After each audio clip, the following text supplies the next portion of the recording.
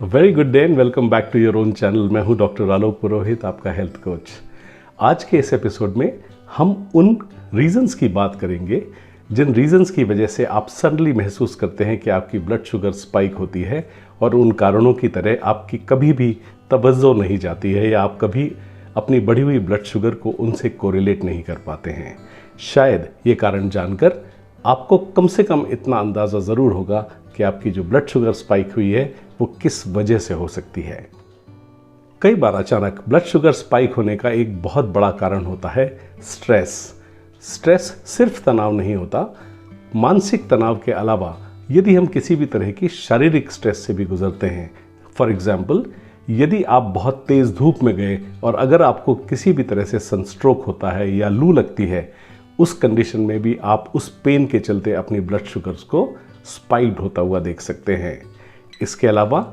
अगर आप किसी भी क्रॉनिक पेन से पीड़ित हैं, जैसे कभी आप किसी बोन से रिलेटेड कोई पेन है, आपको कभी बैकएक होता है, अगर वो ज़रा सा भी सीवियर है तो आपके शरीर में उसको हील करने के लिए बहुत सारे स्ट्रेस हार्मोन्स काम करना शुरू करते हैं और उनकी वजह से आपके शरीर में स्ट्रेस बढ़ती है। और जब स्ट्रेस बढ़ती है तो इंसुलिन की फंक्शनिंग आपकी बॉडी में कम होने लगती है, यानी इंसुलिन प्रॉपरली काम नहीं कर पाता है, जिसकी वजह से आपके ब्लड में जो फ्लोटिंग ब्लड शुगर है वो सेल्स में धकेली नहीं जा सकती, जिसकी वजह से आपकी ब्लड शुगर बढ़ी हुई मिल सकती है। जब भी आप किसी इन्फेक्शन, डिजीज़, फीवर या किसी भी तरह के सर्दी जुकाम जैसे किसी टेम्परेरी इशू से पीड़ित होते हैं, उस समय आप देखेंगे आपकी बॉडी को उस इन्फेक्शन से या उस डिजीज्ड कंडीशन से फाइट करने के लिए अंदर से एक्स्ट्रा एनर्जी की आवश्यकता होती है और आपकी बॉडी उसको बीट करने के लिए अंदर से आपकी ब्लड शुगर को इंक्रीज करती है, ये मानते हुए कि आपको उस दौरान एक्स्ट्रा एनर्जी की आवश्यकता है। इसमें आपका कोई दोष नहीं है, लेकिन ये हमारे बॉडी का मैकेनिज्म है कि जब भी हम ऐसी किसी भी अवस्था से गुजरते हैं तो उससे लड़ने के लिए शरीर को बॉडी इनेबल करती है। तीसरा और सबसे ऑब्वियस कारण है ज़्यादा खाना, ज़्यादा कार्बोहाइड्रेट्स का खाना और 2 मील्स के बीच में बहुत फ्रीक्वेंट स्नैकिंग करना। यानी अगर आप दिन के 3 नॉर्मल मील्स लेते हैं, ब्रेकफास्ट, लंच, डिनर, और इनके बीच में यदि आप 2-2 स्नैक्स को बीच में डाल देते हैं तो ऑब्वियस सी बात है कि आपके ब्लड शुगर लेवल्स का स्पाइक होना एक बहुत ही स्वाभाविक रिएक्शन होगा।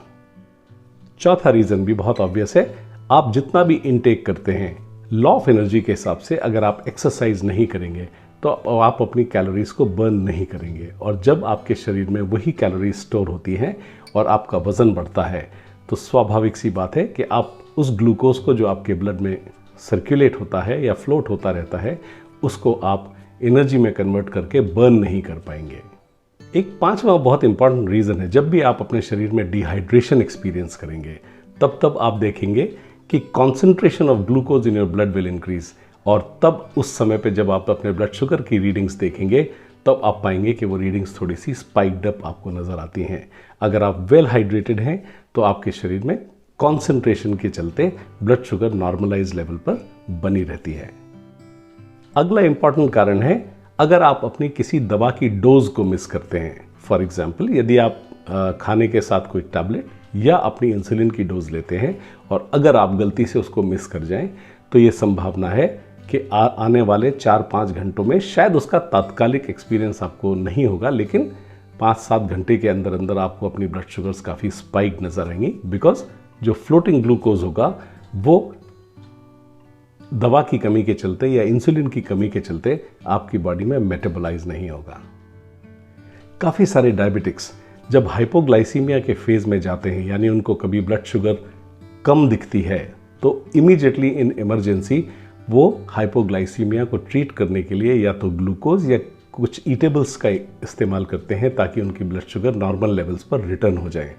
लेकिन जब हम हाइपोग्लाइसीमिया के फेज में होते हैं तो एक इमरजेंसी की वजह से हम वी टेंड टू ईट मोर, जितनी हमें आवश्यकता होती है। ऑब्वियसली उस समय पैनिक और डर की वजह से हम एक्स्ट्रा कंजम्पशन करते हैं, बिकॉज बढ़ी हुई शुगर शायद उतना नुकसान नहीं करती जितना हाइपोग्लाइसेमिक एपिसोड में आपको नुकसान हो सकता है। ऐसे में जब हम ज़्यादा खा लेते हैं या ज़्यादा ग्लूकोज खा लेते हैं, बिस्किट्स खा लेते हैं या कोई भी ऐसी चीज़ जिससे आप हाइपोग्लाइसीमिया के उस एपिसोड से बाहर आना चाहते हैं, तब आप देखेंगे कि आपकी शुगर्स स्पाइक होती हैं। कुछ विशेष किस्म की दवाइयाँ भी आपके ब्लड शुगर के ऊपर सीधा सीधा इम्पैक्ट डालती हैं। अगर आप स्टेरॉइड्स का इस्तेमाल करते हैं तो उनका इम्पैक्ट ब्लड शुगर्स के ऊपर सीधा देखा जाता है। इसके अलावा नेज़ल डिकंजेस्टेंट्स, एक्सपेक्टोरेंट्स, सर्दी जुकाम में इस्तेमाल होने वाली कफ सिरप्स, कॉमनली यूज्ड डायूरेटिक्स यानी जिनको हम वाटर पिल्स भी कहते हैं, जो आपके इलेक्ट्रोलाइट्स को थोड़ा इम्बैलेंस करती हैं टेम्पररीली, और जैसे ही वो इम्बैलेंस ठीक होता है आपकी ब्लड शुगर्स नॉर्मल लेवल्स पर आने लगती हैं। दवाओं के इस्तेमाल से पहले अगर आप डायबिटीज़ या किसी ऐसी समस्या से पीड़ित हैं तो आपको बिना अपने डॉक्टर की सलाह को किसी भी सेल्फ मेडिकेशन से जितना हो सके उतना बचकर रहना चाहिए। हम में से अधिकांश लोग आर्टिफिशियल स्वीटनेस का उपयोग करते हैं, लेकिन कई स्टडीज़ ये दिखाती हैं कि artificial sweetness over a period of time आपकी ब्लड शुगर्स को स्पाइक भी कर सकते हैं। कई स्टडीज़ में ये देखा गया है कि कैफीन का इस्तेमाल, यानी यदि आप बहुत ज़्यादा कॉफ़ी या चाय का इस्तेमाल करते हैं तो आप ये पाएंगे कि ब्लड शुगर्स उसमें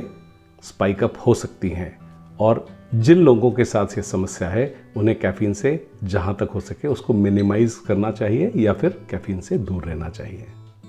नींद का ना आना या बहुत ही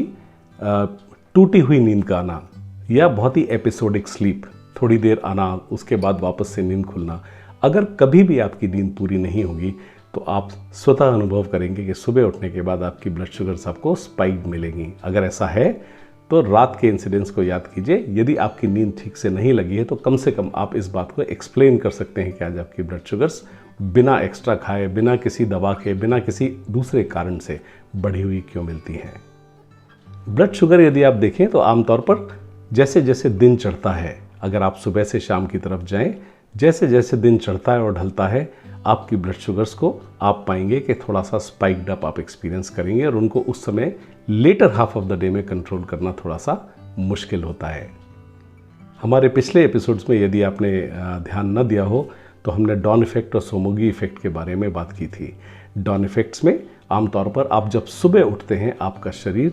अपनी बायो क्लॉक के हिसाब से, जो कि लाइट से ड्रिवन होती है, जिसको हम सर्केडियन रिदम कहते हैं, हमारा शरीर स्वाभाविक तौर पर आपको उठने के समय एक्स्ट्रा एनर्जी देने का काम करता है, और ये एक कुदरती प्रक्रिया है। इसमें आपकी कोई गलती या आपका कोई रोल नहीं होता है। लेकिन अगर आप कभी भी ऐसा पाते हैं कि आपकी ब्लड शुगर सुबह 10, 12, 15, 20 पॉइंट्स ऊपर हैं तो आप उसको डॉन इफेक्ट से कोरिलेट कर सकते हैं। ये एक स्वाभाविक प्रक्रिया है। जब अपने शरीर से आप खुद ग्लूकोज निकालकर सुबह हाई एनर्जी के साथ उठते हैं, उसका सबसे अच्छा इस्तेमाल करने का एक ही तरीका है कि आप सुबह सुबह उठकर एक लंबी वॉक पर जाएं या अपने आप को रिलैक्स करें या उस शुगर को बर्न करने की कोशिश करें। अगर आप डेंटल हाइजीन का ध्यान नहीं रखते और किसी भी किस्म की गम डिजीज़ से अगर आप परेशान हैं तो आप पाएंगे कि गम डिजीज़ ब्लड शुगर को बढ़ा सकती है या बढ़ी हुई ब्लड शुगर के कारण आपको गम डिजीज़ हो सकती है। ये दोनों का आपस में कोरिलेशन बहुत स्ट्रांग है। तो एक अच्छी डेंटल हाइजीन को मेंटेन करना और पीरियडिकली उसका चेकअप कराना आपके लिए बहुत ज़रूरी है अपने ब्लड शुगर्स की मेंटेनेंस के लिए। मुझे उम्मीद है कि शायद इन सब कारणों से जब भी आप कभी स्पाइक महसूस करते हैं आप कम से कम अपने ब्लड शुगर की स्पाइक्स को एक्सप्लेन कर पाएँ। इतनी जानकारी कम से कम आपको इस वीडियो से ज़रूर मिली होगी। बाकी आप अपने मेडिकेशन, अपनी लाइफस्टाइल और अपनी ईटिंग हैबिट से, एक्सरसाइजिंग से आपको पर्याप्त इतनी जानकारी अब तक है कि उसको फाइनली मैनेज कैसे करना है। लेकिन कभी भी आप इस अंधेरे में ना रहें या बढ़ी हुई शुगर से अचानक घबराएं ना। इन कारणों के बारे में दोबारा से ध्यान करें। आई एम श्योर किसी भी समय यदि आपके साथ ये घटित होता है तो आप किसी न किसी कारण से इसको कम से कम एक्सप्लेन कर पाएंगे, जिसमें आपकी गलती नहीं है, लेकिन इनमें से किसी एक कारण से ऐसा हो गया है और अगली बार आप जो भी उसके लिए बेस्ट कर सकते हैं वो करेंगे। आई होप इस वीडियो से आपको कुछ और जानकारी मिली होगी, और यदि ऐसा है इस वीडियो को लाइक कीजिए, सब्सक्राइब कीजिए और अपने दोस्तों के साथ भी शेयर कीजिए। मुझे उम्मीद है उन्हें भी शायद इससे कुछ सकारात्मक जानकारी मिलेगी। Thank you very much for your precious time.